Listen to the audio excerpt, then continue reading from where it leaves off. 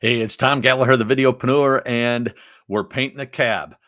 So the way this project came about was Lynn and I were at a car show, sitting there drinking beer, looking at his truck, looking at my truck, and he's like, we're talking, and he's like, "You ought to put a V8 in that."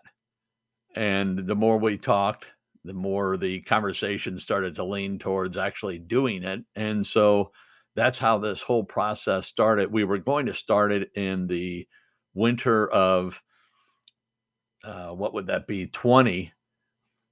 And we ended up, things didn't work out as far as scheduling. So we started in November of 21. And originally, I was going to keep it the original patina that was on the vehicle, on the truck.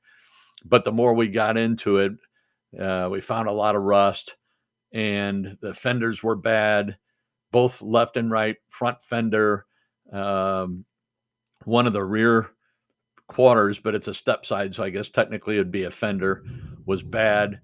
So the more we started working on it, repairing rust, buying sheet metal, uh, the more I realized I can go in any direction I want.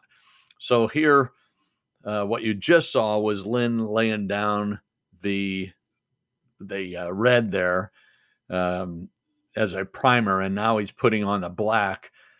And my plan was, and you'll see this color, the finished color is not what I ended up going with. It was what I was thinking about going with, but when it was all said and done, neither Lynn nor I liked it. But the idea behind it is to have the full patina, so we sand through the outside, through the layers, and show the various layers, and give it a patina look.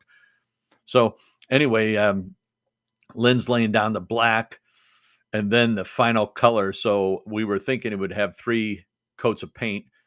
Lynn's got a friend and who's a painter, and in talking to him, he was telling Lynn, you know, paint doesn't really have a memory, so it doesn't really know. So you can put down a coat of paint and then go with a different color and go right over it. So just do it all in one time. So we were originally thinking we would lay down a color and let it, dry, let it cure, and then put another color down.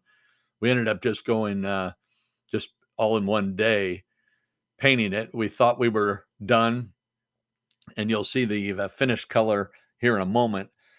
But when it was all said and done, I ended up, uh, going in a different direction. So I'm complicating things, but really a cool process, and understanding a lot about the way these trucks were originally built and how they were put together, what the rust proofing. Actually, they didn't do any rust proofing.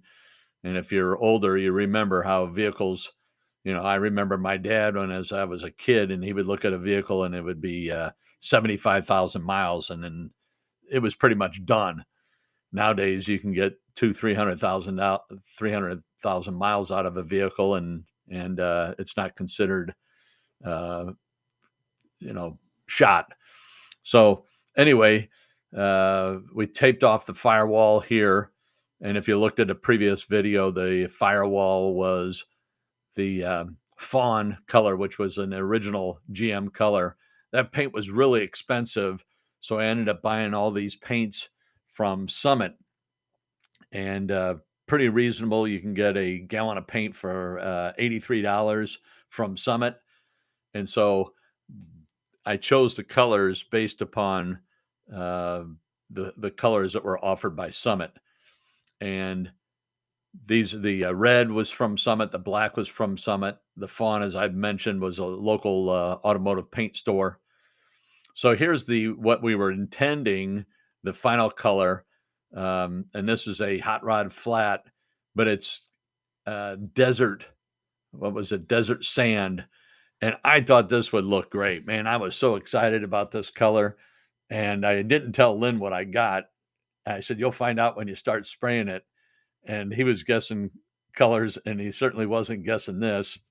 And anyway, I could tell he wasn't really digging it. And then when we pulled it out, pulled it outside after it dried, took all the paper off. He didn't say much. The next day, he calls me. He's like, "Yeah, you didn't say much about the color. What do you think?" And I said, "I don't really like it." And he goes, "I think it looks like fuck." He said, "Let's repaint it." So uh, there's another video going to come out that shows the final color. But this was just part of the process. And as Lynn said, he goes, we lost a month doing this. But the good thing is he wasn't frustrated with me, wasn't pissed off.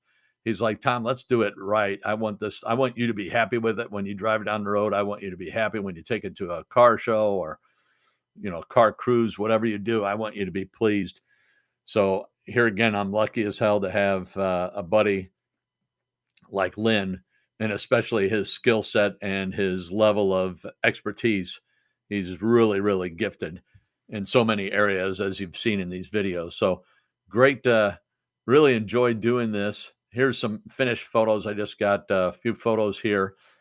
So this is when I pulled it outside in the sun, but ended up not going with this. But appreciate the support. Give it a thumbs up if you like the video. Ask a question, drop it below.